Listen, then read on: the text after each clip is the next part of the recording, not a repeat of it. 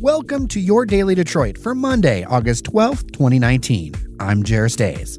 Our public school system in Detroit has a lot of needs, not just for the district itself, but as a lot of families don't have money, a lot of programs that kids in the suburbs just do, well, they don't in Detroit.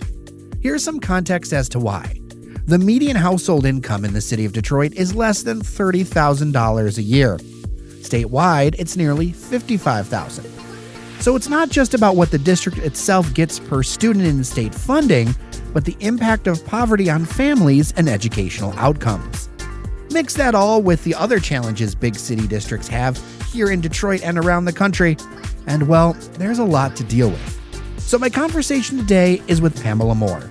She's the president of the Detroit Public Schools Foundation, a nonprofit that works to raise money and give grants to the Detroit Public Schools Community District and nonprofit organizations that provide programming to Detroit students.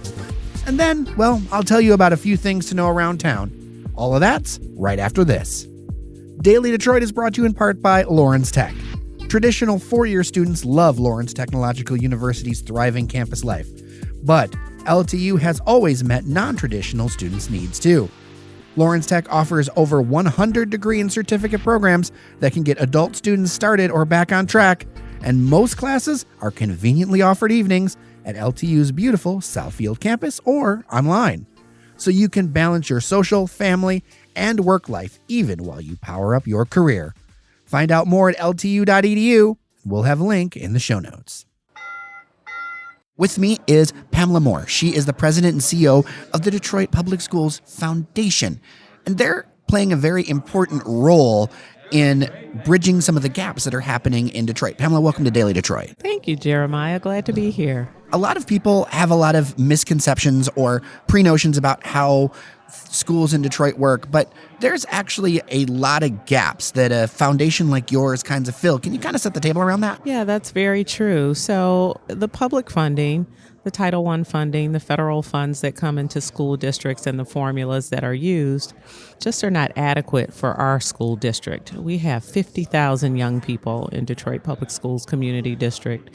And so there are many gaps that funding just does not cover, not to mention some of the things that have happened over the last couple of decades, emergency management, the Educational Achievement Authority that took some of the schools.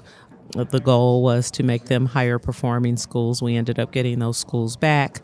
Just a lot of chaos and a lot of neglect, I'll say, over the years. And now we have an elected school board. Now we have control. Once again, that school board hired a fantastic superintendent, Dr. Nikolai Vitti, who's on our board. And so now we're finally trying to right the ship, and it's like turning the Titanic. This is a neglected school system that lacks many, many resources. I am a product of the district. There was no lack of resources in the 60s and the 70s. And so there are many things, there are many gaps that the foundation tries to fill. And so we do that by fundraising. We do that by serving as fiduciary over some pretty major program grants that go into the district.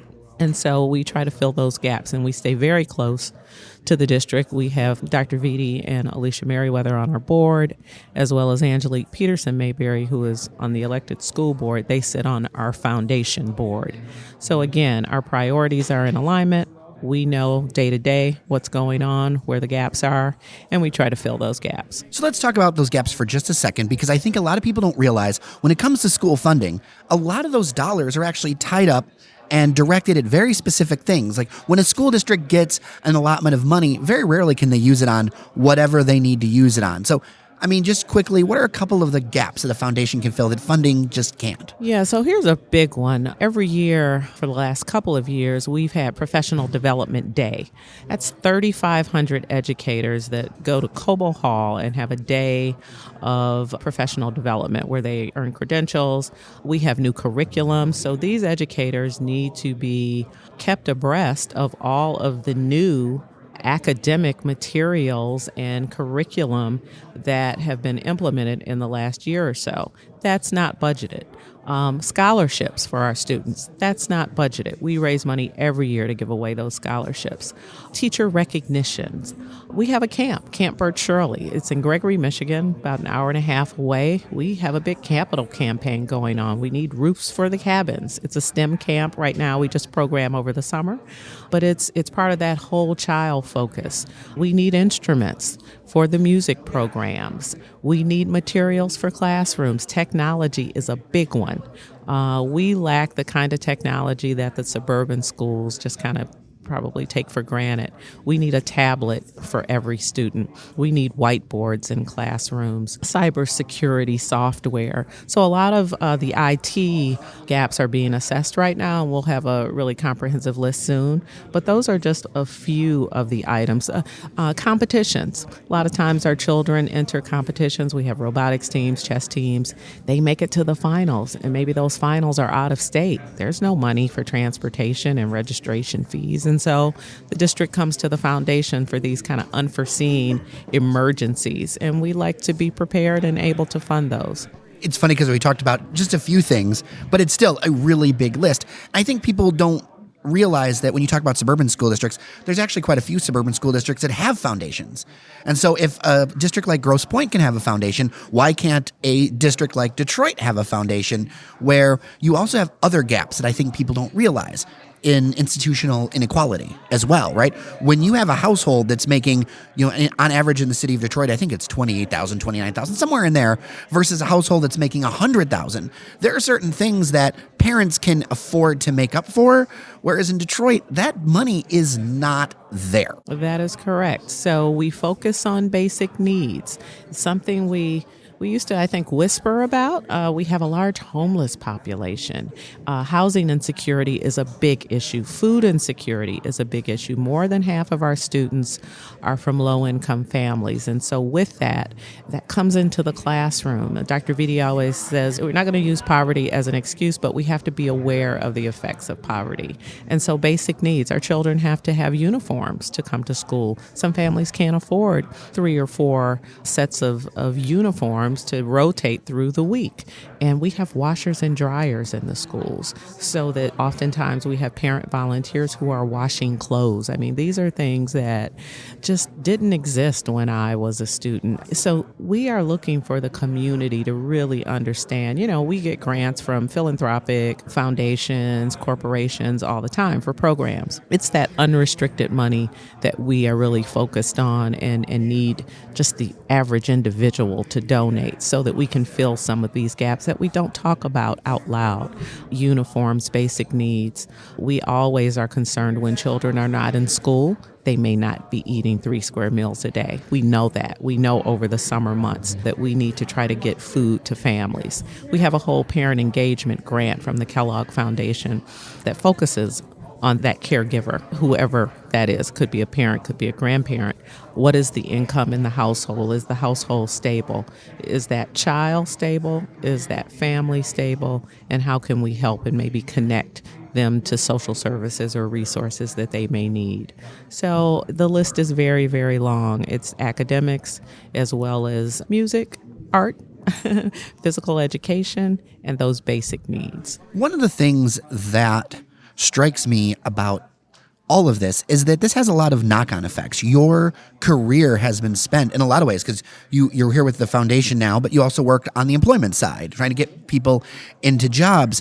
Let's talk about that pipeline a little bit and how important it is to kind of get started as far as the future of Detroit. Because when you're talking about basically a lack of education and education support on one side, I feel like that's something that really hurts the trajectory of Detroit's comeback on an ongoing basis. If you wanted to get into the neighborhoods, if you wanted to get it to reach all Detroiters and not just say a few square miles in select pockets. I agree. So I'm a native Detroiter. I live, work, play, and worship in the city of Detroit.